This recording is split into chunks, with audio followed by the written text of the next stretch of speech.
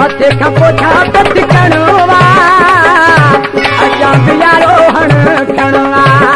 औ तिरो आया सुक कड़ी यारे निकल के औ तिरो आया सुक कड़ी यारे निकल के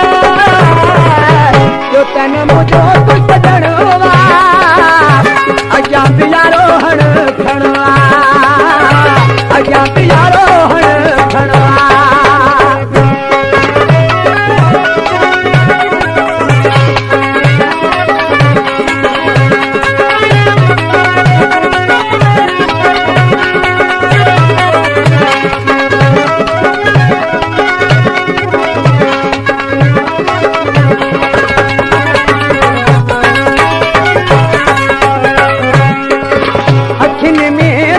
तेज तरारू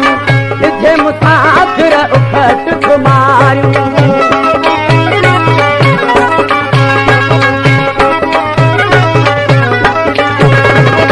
अखिन में थक तेज तरारू तुझे मुसाफिर उखट कुमारू बधी जीवी दो जिया बनवा बधी जीवी दो जिया बनवा अजां बियारो हण खणवा औ तिरो आया सुक कड़ी यारे निकल के औ तिरो आया सुक कड़ी यारे निकल के तो तन मुझो को सजणवा हाथे खां पोछा फती कणवा हाथे खां पोछा फती कणवा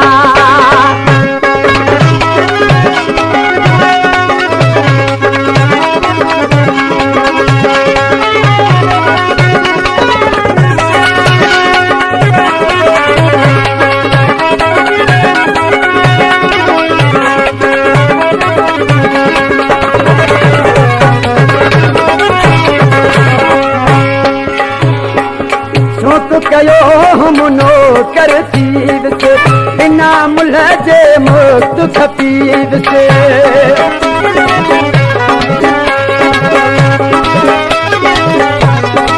शौक कयो मुनो कर चीज से बिना मुल जे मुक्त खपीद से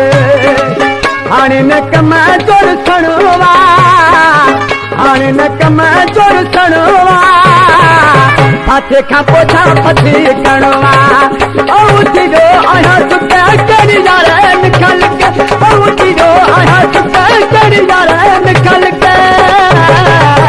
तो तन मुझो को सजणवा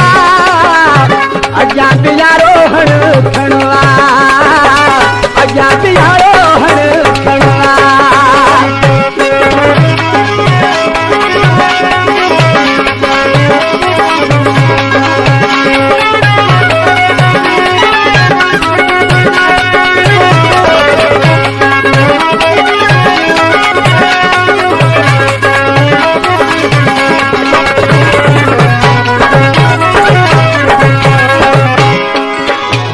पाधल से निभाए बीत से पोयन के भी बुझाए बीत से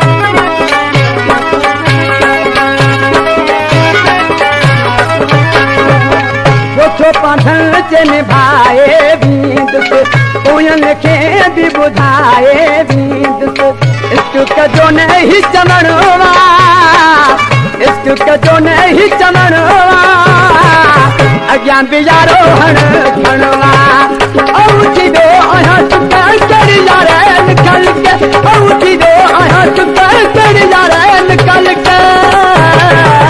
जो तन मुझो को सजणवा अजां बियारो हण खणवा औ तिरो आया सुक कड़ी यारे निकल के औ तिरो आया सुक कड़ी यारे निकल के तो तन मुझो को सजणवा